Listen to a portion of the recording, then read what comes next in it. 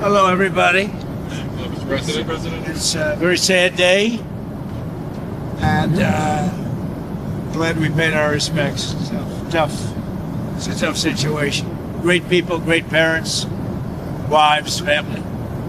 And a beautiful ceremony. I guess you got to see the Middle East part. Any questions? President Trump, did what you just witnessed make you think differently about going ahead with this war or even putting troops on the ground in the Middle East? We're winning the war by a lot. We've decimated their whole evil empire. It'll continue, I'm sure, for a little while. But very proud of the people, the parents.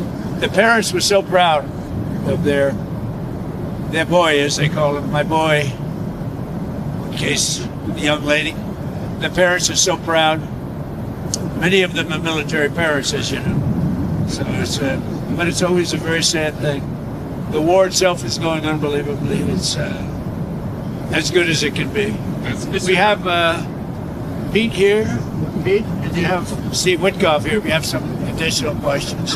You're 1 week in now, sir. You're 1 week in at this point. How long, as of now, do you expect? Well, I think we've accomplished more in 1 week than anyone thought possible. We've wiped out their Navy, 44 ships. We've wiped out their Air Force, every plane. We've wiped out most of their missiles. You see, the missiles aren't coming much anymore. We've also hit their manufacturing areas where they make the missiles very hard. Their drone capacity is way down. And we've hurt them where it hurts. Including about every form of leadership you can have, we've wiped out. You still expect up to 6 weeks total? I don't know. I don't know. I never project time, whatever it takes. But we've, the military is almost non-existent, if you look. We could hit the military itself very hard, but maybe we will, maybe we won't. We haven't made that determination. What do you think about gas prices? Gas prices right now? Are you worried about gas prices right now? No. This is a short excursion into something that should have been done for 47 years. 47 years it's taken to do this, and no president had the guts to do it. You're worried you're going to end up coming back to Dover for more of these such dignified transfers? Oh, sure, I hate to do it, but it's a part of war, isn't it? Who are you with? The Washington Post. Would you say it's part of war? The deaths are part of war, yeah. It's part of war. It's a sad part of war. It's the bad part of war. Did the United States bomb a girls' elementary school in southern Iran on the first day of the war and kill 175 people? In my opinion, based on what I've seen, that was done by Iran. Is that true, Mr. Higson? It was Iran who did that? We're certainly investigating. Still But investigating? the only side that targets civilians is Iran. We think it was done. We think it was done by Iran. Can you give us an Because idea they're of very inaccurate, as you know, with their munitions. They have no accuracy whatsoever. It was done by Iran.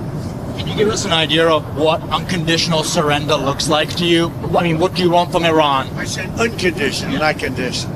I said unconditional. It's where they cry uncle, or when they can't fight any longer and there's nobody around to cry uncle.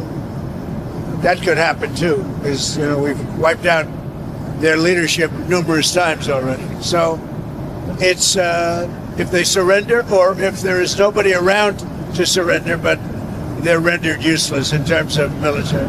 Mr. President, can I ask you what Peter asked you a question yesterday? He said it wasn't the right time in that event, but he was asking whether you have indications of whether Russia is supporting Iran somehow in this. No, I have had no indication of that whatsoever.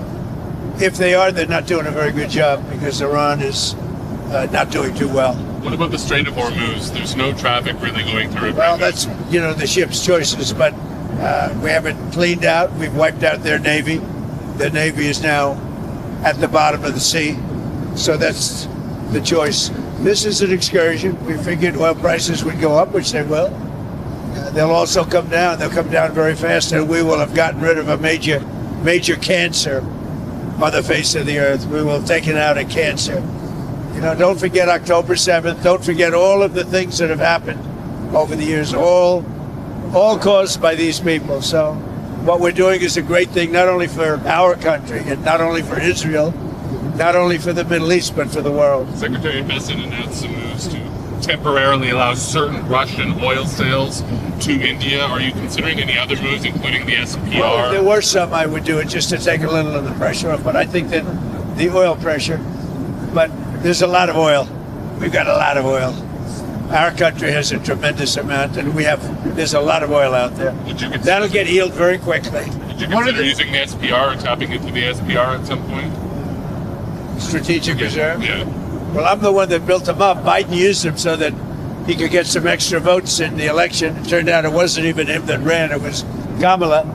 And she obviously didn't get any extra votes because we won in an absolute landslide. So he should have used it for that. He used it I filled it up, and he brought it down to the lowest level it's ever been.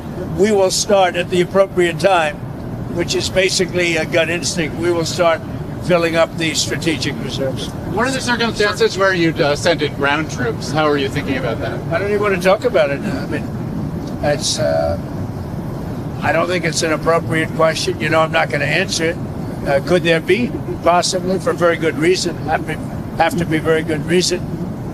And I would say if we ever did that, they would be so decimated that they wouldn't be able to fight at the ground level. Are you thinking about the oil facility there? There's an oil facility kind of on the coast of Iran that could be secured by ground troops. There's been some speculation that could be a target. I don't know what the speculation is, but I certainly would be able to tell you that. I'd be in trouble with myself if I told you that. Mr. President, don't you need ground troops to secure the enriched uranium at the nuclear sites? We'll find out about that. We haven't talked about it, but it was a total obliteration. They haven't been able to get to it. And at some point, maybe we will. You know, that'd be a great thing. But right now, we're just decimating them. But we haven't gone after it. But you know, something we could do later on. We wouldn't do it now. Maybe we'd do it later on. You said you want to be involved in the selection of the next leader of Iran. Can you talk to me? Well, because I don't want to just come back every 10 years. And mostly you'll have presidents, that won't do that because they don't get it. But we don't want to come back every 5 years or every 10 years and do this. So we want to pick a president that's not going to be leading their country into a war. Do you have any questions for Pete or Steve? Come on up. Mr. Wickoff? Steve, come on up. Mr. Wickoff, is there still space to do a deal with whatever is left of the Iranian government? I think there is. I think that's going to be up to the president. That's what I think. But they didn't seem to be very amenable in those first set of negotiations. You heard what I said. They said we have the inalienable right to enrich. They bragged about having 60% enriched fuel, enough for 11 bombs.